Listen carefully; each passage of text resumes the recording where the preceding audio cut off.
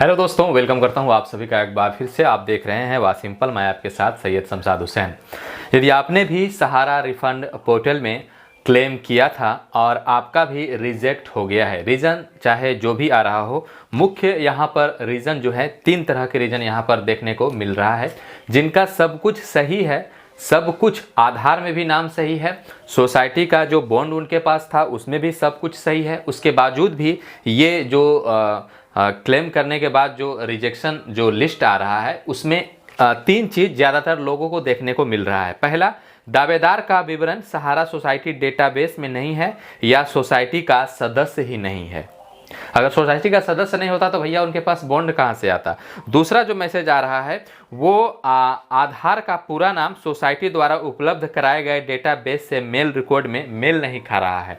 तो चलिए, जिनका आधार में कुछ और नाम है और बॉन्ड में कुछ और नाम है उनका तो समझ में आ रहा है कि मेल नहीं खा रहा है, लेकिन इवन यहाँ बहुत सारे लोग ऐसे भी हैं जिनका आधार में नाम सही है और जो उनके पास बॉन्ड है उसमें भी नाम बिल्कुल सही है, लेकिन सही होने के बावजूद भी उसमें आपको ये मैसेज देखने को मिल रहा है।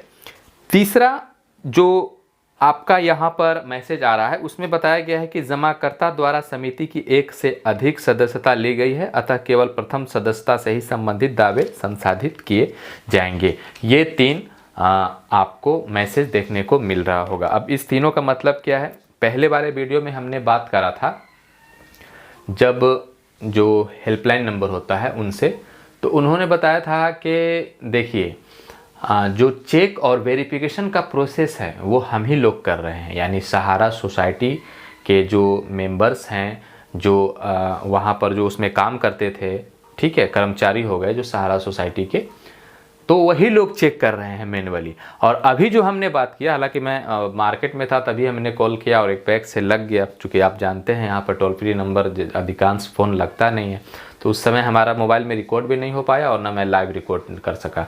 हमने ये तीन मुख्य रीज़न उनको बताया कि बहुत सारे आवेदन का ये तीन रीज़न आ रहा है, इसके पीछे का कारण क्या है और इन लोगों को अंत में अब क्या करना होगा कि इनको पैसा मिलेगा। तो उन्होंने जो बताया मैं उससे संतुष्ट नहीं हूँ। पहले वाले से कुछ तो संतुष्ट था, लेकिन जो इन्होंने बताया उनसे संतुष्ट नहीं हूँ। इन्होंने बताया कि देखिए, अभी सहकारिता मंत्रालय के पास पूरा डेटा उपलब्ध नहीं है और पूरा डेटा उपलब्ध नहीं होने के कारण ये अटपटा सा मैसेज आपको देखने को मिल जा रहा है।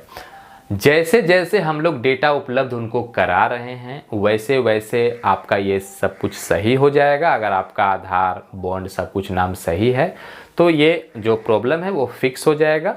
तो मैंने पूछा कि आखिर इसके लिए करना क्या होगा, क्या दोबारा अप्लाई करना होगा या फिर जब एक बार रिजेक्ट हो गया भैया तो वहाँ तो आपको कुछ शो होगा नहीं। ऐसा तो नहीं है कि एक बार रिजेक्ट हो गया सिस्टम में और फिर आपका अप्रूव दिखाएगा, कुछ तो करना होगा ना, कुछ स्टेप तो लेने होंगे ना। तो उन्होंने बताया कि हाँ, उसी साइट पर आप अपना जब स्टेटस स्थिति को चेक करोगे तो एक डाउनलोड नॉलेजमेंट का आपको मिल रहा होगा। मैंने बोला कि वो तो मिल ही रहा है सबको, उसमें तीन रीजन मुख्यतः बताए गए हैं, वही जो मैसेज में दिया गया था वही विस्तार से वहाँ पर बताया गया है। लेकिन आखिरकार कुछ तो कदम उठाना पड़ेगा। तो उन्होंने बताया कि हाँ, वहीं पर आपको रीअप्लाई का फिर से ऑप्शन आएगा। वेबसाइट को जब अपग्रेड किया जाएगा उसके बाद रीअप्लाई का ऑप्शन आएगा। एक हफ्ता, 10 दिन, 15 दिन, 20 दिन टाइम लग सकता है।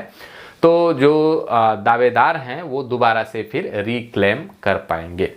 अब इस बात की जो हमें संतुष्टि है वो नहीं हो रही है, क्योंकि देखिए यहाँ पर जो समस्या है वो ऐसा समस्या आ रहा है जो लोगों का है ही नहीं, सोसाइटी का मेंबर ही नहीं है आप। ये मैसेज में मैसेज है, कोई बताओ भला, मेंबर, बिना मेंबर का कोई कैसे आवेदन कर सकता है। चलो जो मेंबर नहीं होगा, फर्जीवाड़े से ऑनलाइन अप्लाई किया होगा, उसका समझ में आता है, लेकिन जिसका पास बॉन्ड है, जिसका सब कुछ सही है, उसे कह दे रहे हो कि सहारा के आप मेंबर ही नहीं हैं। ऐसा कैसे हो सकता है? तो ये तो गलत बात है ना।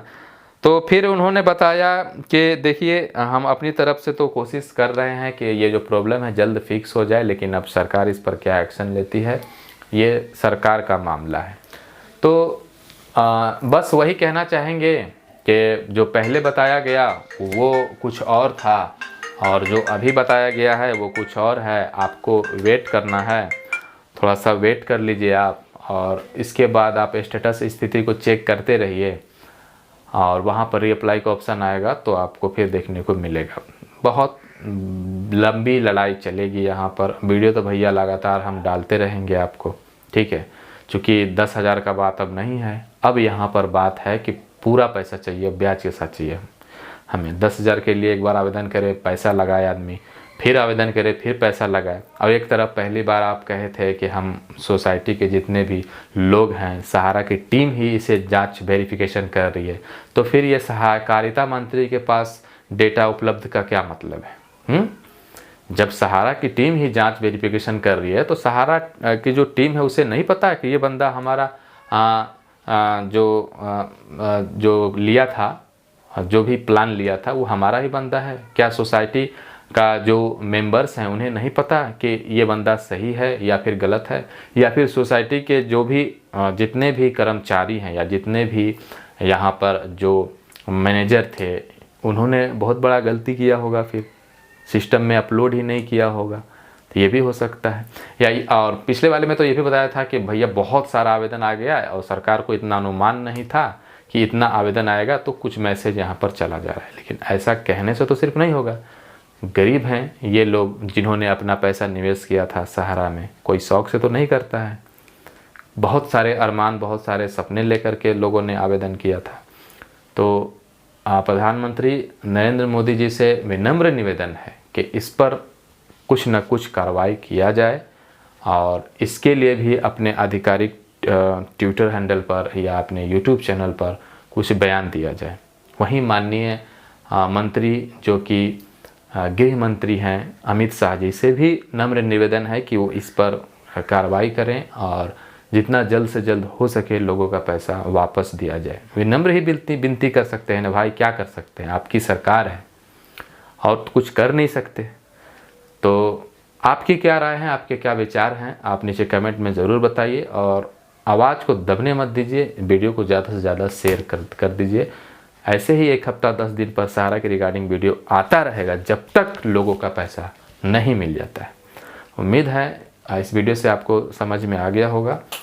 तो जैसे ही कुछ अपडेट आता है, सिस्टम पे दिखता है तो मैं आपको बताऊंगा। फ़िलहाल मुझे नहीं लगता कि जो टोल फ्री नंबर उसमें अगर आपका लग भी जाता है बहुत मुसीबत मुशक्क़त के बाद, तो सही जानकारी मिल पाएगा आपको। वही बता रहे हैं, डेटा उपलब्ध नहीं है तो आपका नाम गलत होगा आधार। भैया हमारा इतना शकल पे क्या लिखा हुआ है इधर माइंड में कि नाम गलत होगा और हमें पता ही नहीं होगा। नाम इवन सही भी है फिर भी ये मैसेज आ रहे हैं, तो ये झोल है इसमें।